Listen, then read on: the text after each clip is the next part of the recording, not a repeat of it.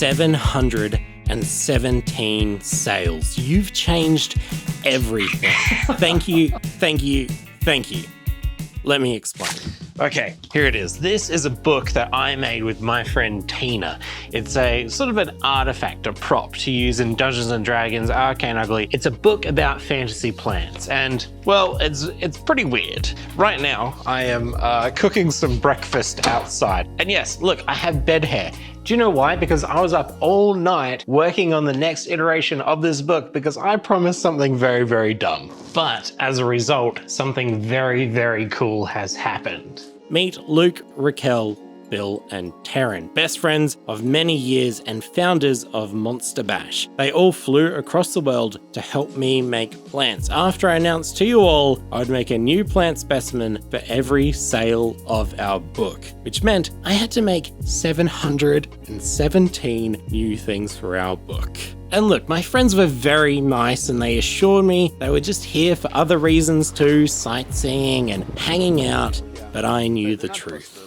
They were worried about the mess I'd gotten myself into, even if they didn't want to admit it. And the days leading up to their arrival, I was nervous. Everything had to be perfect. These are people I've never met in person before. I redecorated so many times. I built new workstations and storage. I tried to think of every possible things my friends might need, and all I could do was obsess over this for about a month, while my reality was sort of twisting together into a pretzel. It's a big deal for me because my work environment is me. My studio is me, flaws and all.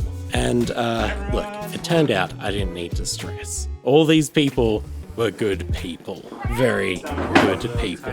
And together, over 3 days and a tremendous amount of fun and mayhem, we made 30 of 717 plants. But look, I mean, it doesn't seem like a lot, but these 30 plants are so beautiful and unique and beyond my scope of ideas and aesthetics, and I'm so grateful to have such cool people on board with this project. Now, what about the remaining 687 plants? Well, don't worry, I had a plan. Months earlier, I had an idea. When this was all starting to feel like a bit of a dream, a bit surreal, I began a plant dream journal. A book within a book, capturing the sleepy mind of a traveling druid. After many late nights chatting with friends, I managed to create 500 plant specimens and creatures of this weird slumber dimension, most of which was created physically, hand-cut and drawn and coloured, and then refined and expanded upon later digitally. A comment suggested that instead of just making more plants, I should do more plant-related things. So with that in mind, I created a new type of magic, dream magic. 111 two-word description spells, and to unlock them, you have to explore your planty dreams. This was inspired by an old PS1 game, LSD Dream Emulator, a surrealist game by a favourite artist of mine. You explore dreams in a strange, incomprehensible way. It's sort of scary and eerie and sometimes sort of beautiful in like this low polygon sort of way. And to get surreal dream descriptions, I asked Instagram. I made them a bit planty and I got things like forest spider with hair of fingers, pigeon man with a bouquet of flowers, fairy ring. I've lost things. And in your dreams, if you find these things, I bet you'll also feel a bit mystical when you awake. While I was doing this, Tina scattered specimen through the book, which made it look more full, and some of the older pages I wasn't happy with a bit more lively. Tina also created an entire page on dryads, and as like a little side quest, Tina blew me away with like this beautiful zine that she produced about plant magic. The zine is downloadable to anyone who bought our book, just as a little bonus. It doesn't contribute to the number of specimen or whatever.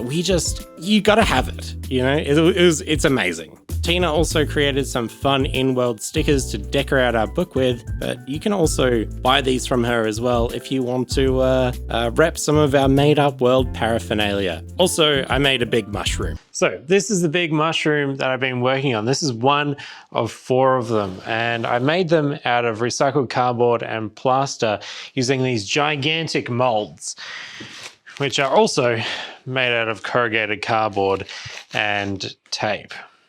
House paint is my go-to paint for painting really big things like this, because I would spend a lot of money on craft paint. Oh, also the underside of this is made out of gap filler.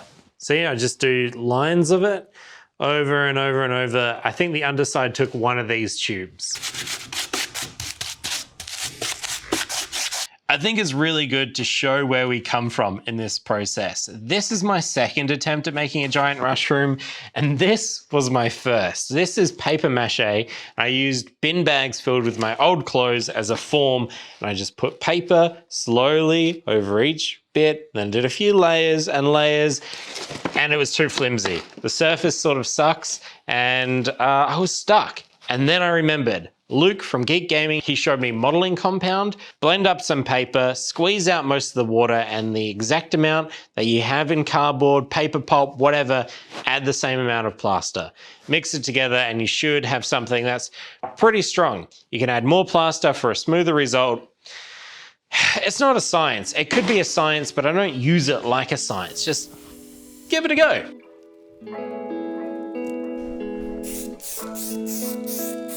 Of 717 specimen, I am now up to 715, and the last couple of entries to this project are really special. Bill and I had a day together one-on-one, and we spent the day sculpting together with monster clay, making ugly faces. This year has sort of been a tough year for me. I've taken on a whole bunch of very ambitious projects, and I'm learning a lot about myself.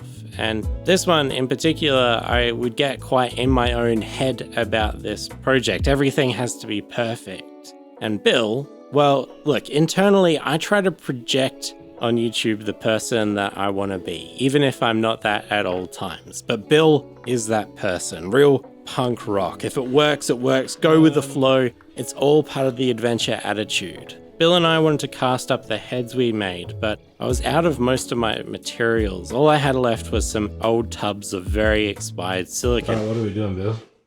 We are making janky molds. And why are we brushing on the silicon? Because we don't have enough silicon. And we're doing jacketed molds. Not intentionally. Not intentionally, no. And Bill and I had to just have this attitude of, we'll make it work. We don't really have a choice. There's no time not to. And we were discovering things as we went along and sort of making things up. When we cut everything, it'll be keyed and we can put it back together a bit better. There we go. Trial and error. Yes, trial and error. Vent worked much better too. You were right. And sure enough, it felt like it was against all odds, but it worked. Adventure and excitement and passion all comes from these complications when we just have to work things out and roll with the punches. It made casting those heads far more satisfying than if we just had the right materials to begin with. And yeah, they got a couple of air bubbles, and they're not exactly perfect, but they're perfect for those reasons too. So from those heads, I'm making a couple of mandrakes to take this book home. But I do have a little bonus contribution, and it's a last special thing I made for Tina, who really, really wanted to make it to Australia. More than anything else, it seemed, but she wasn't able to. You know, this weird thing sort of happens when I'm working with other people. It feels, in a way, like I have superpowers. I can think so much faster, I can work so much faster, I can overcome any problem. Working with people in person has made me realize how important that is to me. And so, Tina and I really want to do a follow-up book all about monsters. We want to go to interesting places, we want to dress up, we want to find creatures in their natural habitats. We originally wanted to do it in Australia, but the plan is at the moment I'm going to do my best to get to Belgium. In the meantime, this, Tina, is for you. This is a key to my studio. It's one of the very few that exists, and it's also a bit of a promise that even if you can't make it to Australia, I'll always do my best to keep making cool things with you. Yeah, okay, it's done. The final version of our book is complete, ready for print.